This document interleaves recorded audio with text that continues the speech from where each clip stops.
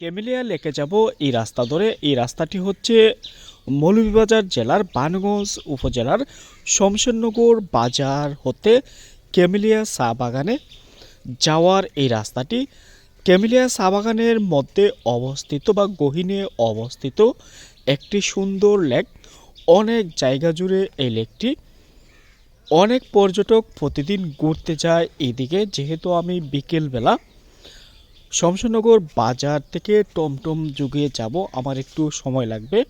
আর এদিকে পার্সোনাল গাড়ি যদি হয় খুব সহজে কিন্তু চা বাগানে যাওয়া যায়। তবে এই রাস্তা ধরে যখন ক্যামেলিয়া লেকে যাবেন, এর আগের যে দৃশ্য দেখার পর আপনার কাছে অবশ্যই ভালো লাগবে। এই এলাকার যে সৌন্দর্য সেটি উপভোগ করার মতন, যেহেতু এলাকাটি অনেকটাই সুন্দর এবং পাহাড়ি এলাকা। উঁচু নিচু রাস্তার যে সৌন্দর্য সেটি আমার কাছে বেশ ভালো লেগেছে। আপনাদের কাছে কেমন লেগেছে অবশ্যই জানাবেন। আর এমন সুন্দর ভিডিও পেতে অবশ্যই আমার সাথেই থাকবেন। এই রাস্তার দুপাশের যে দৃশ্য বেশ উপভোগ করার মতন। রাস্তার দুপাশে গাছপালায় ভরপুর। সামনে হচ্ছে ক্যামেলিয়া চা বাগান। ক্যামেলিয়া চা বাগান থেকে প্রায় আরও 2 কিলোমিটার যেতে হয়, যেহেতু এই এলাকাটা পাহাড়ি এলাকা বা চা বাগান অধ্যুষিত এলাকা।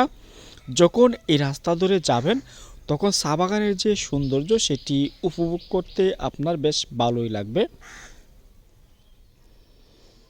তবে একটা কথা বলে রাখা ভালো, এদিকের যে রাস্তাটা অনেকটাই সুন্দর। আর এদিকে বর্ডার সীমান্তেও যাওয়া যায়।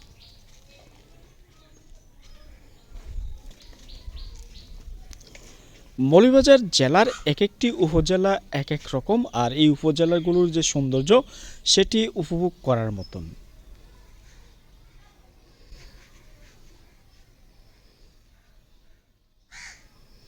যেহেতু আমি বিকেলবেলা যাচ্ছি, আমি জানি না ক্যামেলিয়া লেকে যেতে পারবো কি না।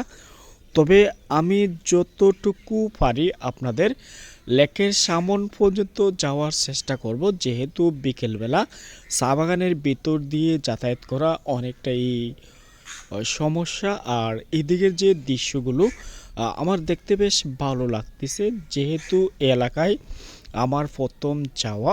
আর আমি একমাত্র ব্যক্তি যে বিকেলবেলা যাচ্ছি ক্যামেলিয়া লেক দেখার জন্য।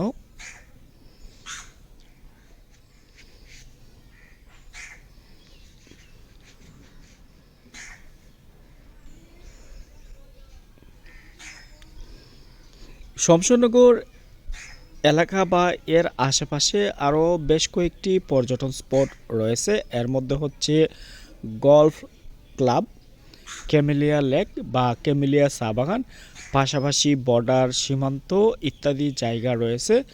যেহেতু এলাকাটা ট্যুরিস্ট অধ্যুষিত এলাকা, প্রতিদিন অসংখ্য মানুষ ঘুরতে যায়। আমি এখন চলে আসলাম মূল চা বাগানে। আরও কিছু সময় লাগবে, তারপর হচ্ছে মেন রোড থেকে বাগানের যে রাস্তাটি রয়েছে বা চা বাগানের মধ্য দিয়ে যে রাস্তাটি রয়েছে সেদিকে যেতে হবে। যেহেতু এলাকাটা অনেকটাই নির্জন, দেখতেই পারতেছেন গাড়ি খুবই কম চলাফেরা করে।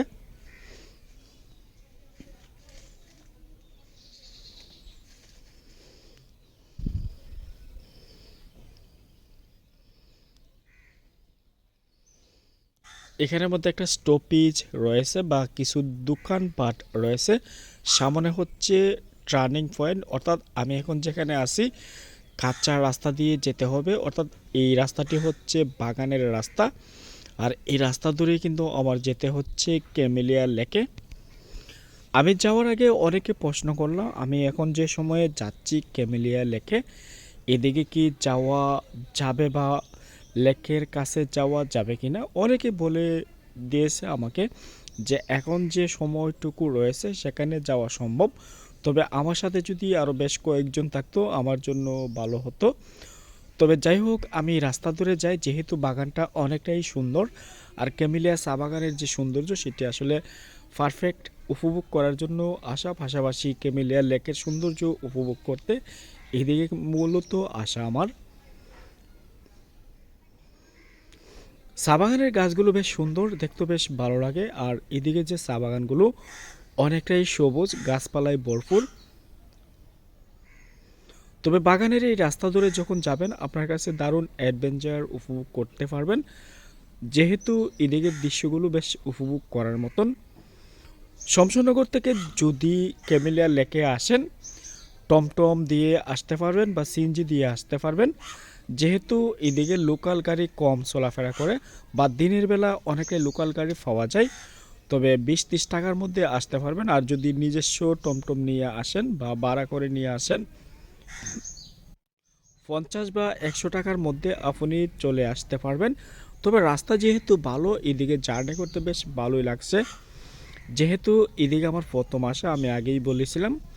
আর এই রাস্তার শেষ মাথায় কিন্তু একটু ভিতরে অবস্থিত ক্যামেলিয়া লেক। বিকেলের দৃশ্য বেশ উপভোগ করতে ভালো লাগে, তার জন্য বিকেলবেলা বেশি বেশি ভ্রমণ করবেন। আপনার এলাকায় যদি চা বাগান না থেকে থাকে অবশ্যই সিলেটে আসতে পারেন। সিলেট বিভাগের 4টি জেলা রয়েছে, সিলেট, মৌলভীবাজার, হবিগঞ্জ। এই জেলাগুলোতে প্রচুর পরিমাণে চা বাগান রয়েছে আর এদিকের দৃশ্য উপভোগ করতে বেশ ভালো লাগে।